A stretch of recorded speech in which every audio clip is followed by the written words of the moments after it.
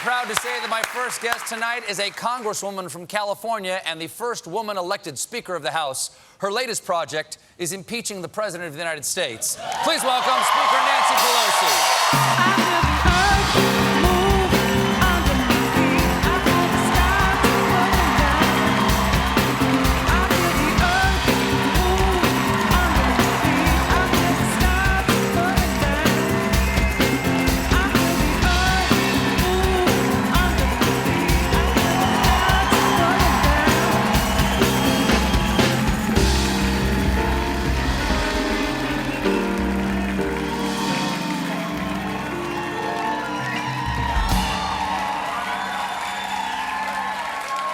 Madam Speaker, thank you for being here today. I know you've had a busy one. This is truly an historic day. Thank you for making time to be on our silly show. Well, it is a busy day. It is, yeah. But I wanted to thank you for your patriotism. I really am, because this... Oh, thank you very much. This is a sad thing for our country. We do this prayerfully, with great seriousness. Nobody goes to Congress to impeach a president. And you've had your fun with the policy and the personality and the rest. Sure. And that's about the election. The patriotism, the Constitution, is really what impeachment is about. So I welcome the opportunity to take us to, again, where you have been, but in a, shall we say, a little different vein of... Yes. a slightly different vein. Slightly different vein. So the House voted today. Are we done?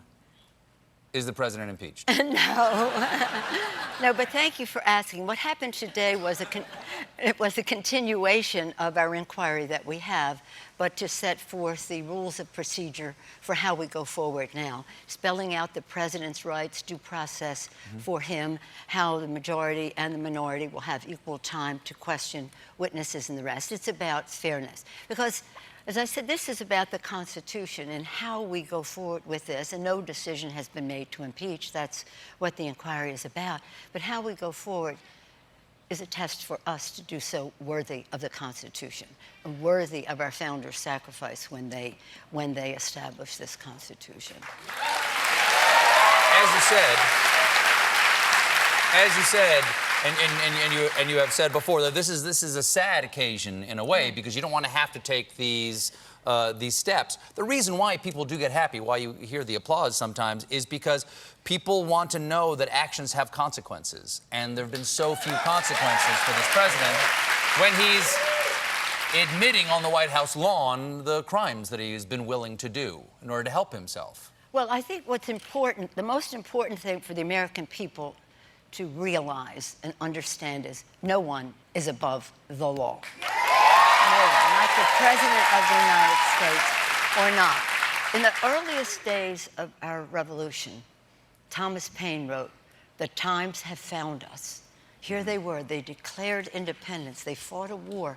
They established a country. They wrote a constitution that was to free them from a monarchy and to establish a democracy, a republic. As you know from history, when in September 17th, 1787 was the day that the Constitution was adopted. On that day, when Benjamin Franklin walked out of Independence Hall, they said, "What do we have?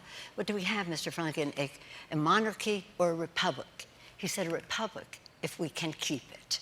And republic, but the genius of that Constitution is three co-equal branches of government, a check and a balance on each other, separation of powers, not a monarchy, a republic. On that very same day, September 17th, this year, was the day the news broke about that telephone call. And that went right to the heart of our Constitution. What was when you first heard that telephone call, when you heard what was said in that telephone call, what was your first reaction? What were the first words that came out of your mouth? and we can bleep them if need be. I prayed for the United States of America, really, because it's very sad. We don't want to impeach a president. We don't want the reality that a president has done something that is in violation of the Constitution. But it was more about so much had happened before, and I had not been, shall we say, enthusiastic about the divisiveness that would occur from a impeachment, weighing the equities. I had said then, he's not worth impeaching because it's even going to divide the country further than he has already divided it. But this was something that you could not ignore. In one conversation, he undermined our national security by withholding military assistance to a country that had been voted on by the Congress of the United States to the benefit of the Russians. At the same time, he jeopardized the integrity of our elections, the heart of our democracy. And in doing so, in my view, he possibly violated his oath of office to protect, defend, and preserve the Constitution of the United States. Do you have any doubt? Because you say possibly. What is the shred of doubt for you there? Because if you are extorting a foreign government in order to investigate your political rivals, what doubt is there that he's trying to undermine and tamper with our elections using a foreign power? Well, some people believe that this is one of the investigations where the smoking gun came out first, and that call was a smoking gun. Right. However, in all fairness, to give people the opportunity to have prove their innocence, what's right. the interpretation of this or that, and on the other hand, have corroboration of what happened.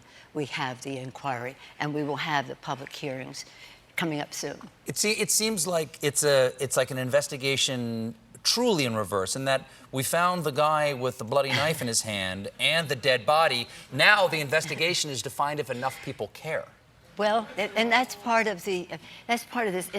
When I went out to formalize the inquiry has been going on for a very long time. Mm-hmm. But a week after that, September 17th, was the morning I had the president called about how perfect the phone call was, and I thought Sure. my view was that it was perfectly wrong, and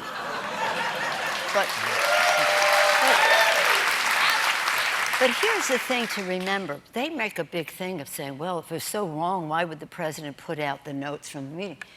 It was a whistleblower. We would never have known about this absent the whistleblower coming forward. Mm-hmm. And then they put some of the notes forward of what was on the call.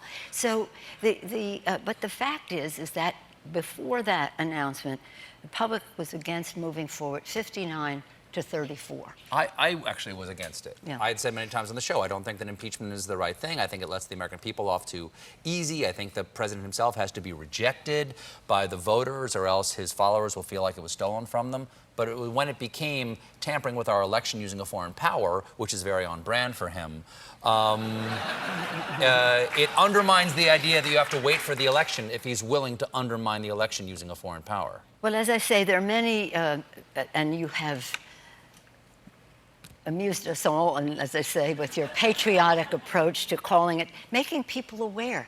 I mean, because in the midst of all of this, while you take it from your point of view, and I have to have a serious approach to it, mm-hmm. Doesn't mean I'm not amused by some of what you do. Yes. Thank you. What happened on that September 17th, and the week later, the telephone call, and then our announcement later that day, was that it had clarity. So many of the other things, obstruction of justice, abuse of power. Other people were doing this for him. Did he ask him or not? All that. This had clarity, and the polls immediately changed on it. Now, this, for me, has nothing to do with politics. People say, well, you didn't want to do it because you would jeopardize some of your members. It had nothing to do with politics, nothing to do with partisanship. It's only about patriotism, and that's why I thank you for your patriotism, because it is a civics lesson. People have to know you can't do this. This genius of the Constitution is 3 separate co-equal branches of government. And he said, Article 2. We're Article 1, the legislative branch. The first branch of government. Mm-hmm. He said, Article 2 says, I can do whatever I want. Yeah. Now Madison put that in there because Trump can do anything he wants. Yes. And if he only read the Constitution, the Federalist Papers and the rest, they did not want a monarchy. They did not want a unitary government where one person called over all the shots, overturned action of Congress in terms of military assistance to a country, you know, all of those kinds of things. So this is about the Constitution. So what we are defending is our democracy. This isn't about his personality, his policies, his... It's...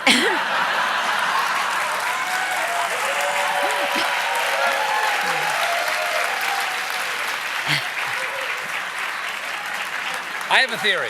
I have a theory that they released the transcript of the phone call, such as it is, because we're learning that there's more transcript. It was not a transcript, it was notes. Notes. They released the notes because they couldn't see how it would play. They didn't perceive that action as corrupt as everyone else would see it.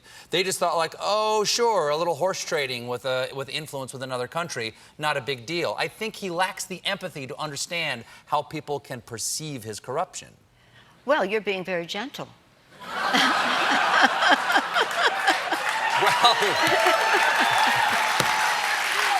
how about this? How about this? He's really dumb. No, you said he lacks the empathy to understand that that was wrong. No, just that people would see it as wrong. See it as wrong, but I think that the integrity is the word that this is about. What is the integrity of it? But again, Thomas Paine said the times have found us. They found our founders to fight the war, establish the Constitution, and Franklin said, a republic if we can keep it. And we have the responsibility to keep the republic. Yeah. The times have found us to do that. Now, I know you're clearly a big fan of Thomas Paine. I'm a fan of Gandalf, who, in The Lord of the Rings, when Frodo says, I wish I had never lived in such times, Gandalf says, so do all people who live to see such times. But that is not for you to decide. All for you to decide is what to do with the time that is given you. There you are. Yeah. And Gandalf, one of the founding fathers. One of the founding fathers. We have to take a brief break. Please stay here, and you stay there. We'll be right back with Speaker Nancy Pelosi. Please don't go away.